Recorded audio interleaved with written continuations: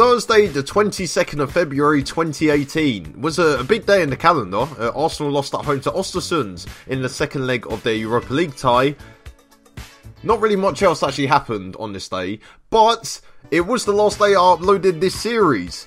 And I'm back because I've run out of money. But I have returned, and this is the last season I'm managing Benevento for, because I left the series on a never-ending cliffhanger until now. I really need to end this series. In the last episode, we secured a 0-0 draw away at Carpi, and seeing as the rest of the teams around us lost, it meant that we secured the title and secured a promotion back to Serie A at the first time of asking. I mean, as Patrick put in the comment in the last episode, it is literally the most proudy way of winning the title. I mean, I didn't even win the final game of the season and managed to win the title because I needed the other teams to fuck up. But oh boy, there's been a lot of changes at the club over this summer. At the end of the season awards, Lucas Evangelista was named as player of the season, which is a bit surprising since I don't remember much he did over the season anyway. He also won Serie B player of the season, which we actually dominated as Cicciaretti and Keane also finished second and third.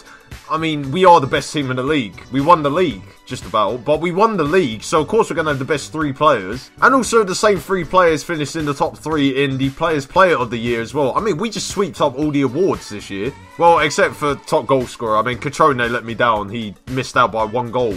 I mean, thanks Patrick. Moise Keane was named as Young Player of the Year for Serie B, while I was also named as Manager of the Year. I mean, I should probably keep a picture of this, because it may be the only time I'll ever be named Manager of the Year, other than for Newcastle fans when I took Sunderland down. I mean, even the other managers in the league thought I was the best manager of the season, which says a lot, and maybe I should claim as many awards as I can, so I can claim this as a very successful save when I take us down again next year. Also, there was a bit of interest in my services over the summer, and Fiorentina wanted me as their new manager after their current manager had left the helm, but it wouldn't make sense me joining a better side because no one wants me to enjoy life. So I might as well continue that trend. Despite never playing for me in the 2 years that I've signed him for, Rafael Marquez managed to get called up by the Mexico team. How? I mean, that's probably the biggest miracle of the season. And before we move on to what has happened in the transfer window, you would like to know that every single one of my players managed to win the goalkeeper, defender, midfielder and the attacker of the year in Serie B. What a manager I am. What a manager. A lot of the players who took us up last year have left the club, whether their loans expired or whether they just weren't good enough for Serie A football.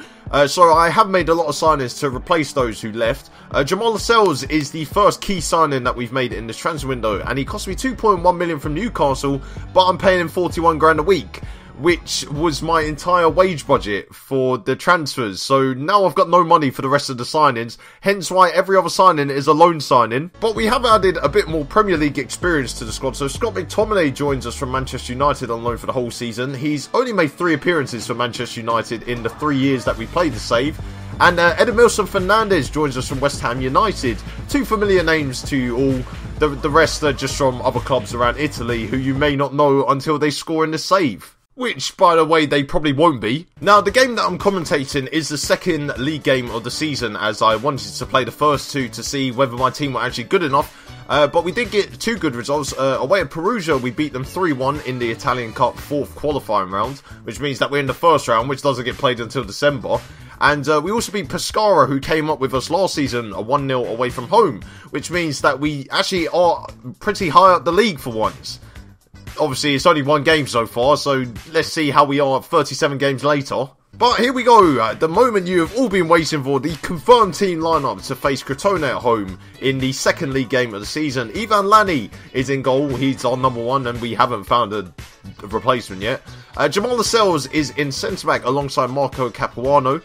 We have a new midfield 3 with Edmilson Fernandez, Joseph Manala and Andres Tello playing there. And the front 3 is the same as last season with Cicciaretti, Keane and Catrone leading the line for us.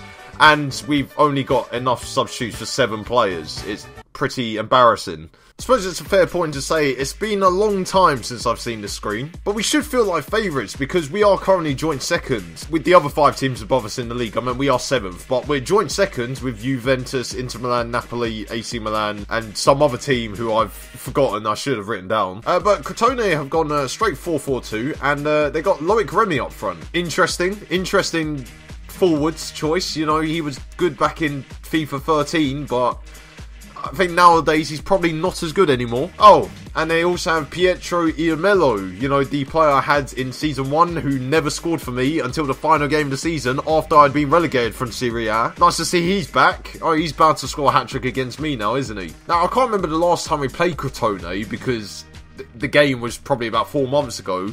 But I'm going to tell the boys that we owe them for last game. Whatever the result was, I hope we do owe them. Actually, it should probably work out what the score was last time we played them. Last time we played them, we didn't. Oh, okay, sorry, that's the season. They didn't get relegated with us. The last season we played them, we lost 5-0 to them. And then they lost 5 games after that. So yeah, we probably do owe them. I mean, it's been 1.5 years in the making. But we probably do owe them. Now, the stadium is quite full for once. I may have just realised that this is a derby of some sort, but it doesn't matter.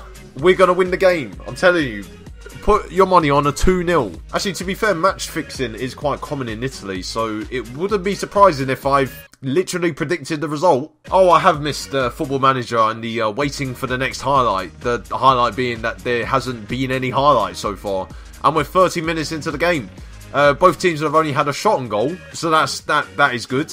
I think we're going into half-time without seeing a single highlight. And yes, we are. Wow. What a great episode this is turning out to be. I should just stop making videos, really. Says a lot when their best performer is the goalkeeper, and apparently, according to the stats, he's done fuck all. The half-time team talk hasn't gone that much better, but we go again. We do go again. I just want to highlight, you know, that's not a kickoff and full time. Is that possible? Well, while that's going on, I'm just going to put some socks on. Not really sure why I need to tell you that, because it is 6 in the evening while I'm recording this. Putting socks on at 6 in the evening, I mean, Jesus, I live life in the fast lane, don't I? Currently 52 minutes on the clock, still no highlights. So I'll give you another update in a few minutes. Oh, no, we actually have a highlight, and it's a free kick. Wow, it's taken us an hour in the game to get a highlight, and it was just a player getting sent off. So that's... What a game. What an absolute humdinger of a game. Imagine this on BT Sport. You have Glenn Hoddle turning in his cellar. Oh, and, well, Moise Keane has just missed a chance. So, we have a shot on target, though. Let's applaud that at least. Okay, 64 minutes on the clock. It's time to make a change. I think it's time for Scott McTominay and maybe Theo Bagonda. I mean, is he a winger? Well, he's playing there now. I don't think he is a winger. I have faith in you. They've gained confidence. That must mean a good thing. I mean, we are playing a Crotone side down to 10 men and we're drawing them. But would it be a Proudy series if there was nothing to really highlight? McTominay here has given the ball away, but he's won it back. And he finds Bagonda. The two substitutes linking up well there, and they've just played it backwards. So, a waste of a highlight again. We're going to get the ball down the wing, and Keane is in the box. Keane's put it the keeper. Oh, God, and look, Crotone have a highlight. Well, this ain't going in, is it? They've scored. Well, they've... 10 men. 10 men, by the way, 10 men. They haven't had a highlight all game, and yet they've taken the lead. Fantastic. Brilliant. Just what I wanted. I've got no options on the bench. We're going to take off my defensive midfielder, bring on another striker. I don't know if the striker is the same as the other striker I've got. He's not even a striker. I mean, what am I doing? I mean, well, Unai Lopez is skip past the challenge there. Pass it. It's Keane. It's 1-1. We've equalised. We're staying unbeaten this season. Hello. 13th place finish. That's what I'm going for this year. Forget Europe. Forget the Europa League. Forget relegation. Mid-table mediocrity. That's what I'm aiming for. It's a fantastic assist by Unai Lopez. It's another masterstroke by myself. Another substitution, which has turned the game around. We're going to win this game easily now.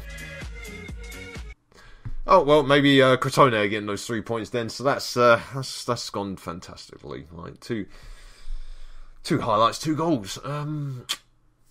Maybe this might not be a long season. This is going to be a long season, isn't it? Well, we may have one more chance here. Keane, Crotone, he's in. Unai Lopez! Oh, Jesus Christ, why have I signed him? Why have I signed him? That is the easiest chance you're ever going to get. It's generally one of the easiest chances you'll ever get, and he's put it straight to keeper. That just sums it all up. Haven't made a video in 4 months. Still the same result. Still lost again. This is just awful. I mean, we've lost to a team with Alexander Tonev in it, who played for Aston Villa for about 2 times. We lost to Crotone again. Like, are you actually kidding me? Oh god, the transfer window closes in 2 days and I've got no money. I'm a loser.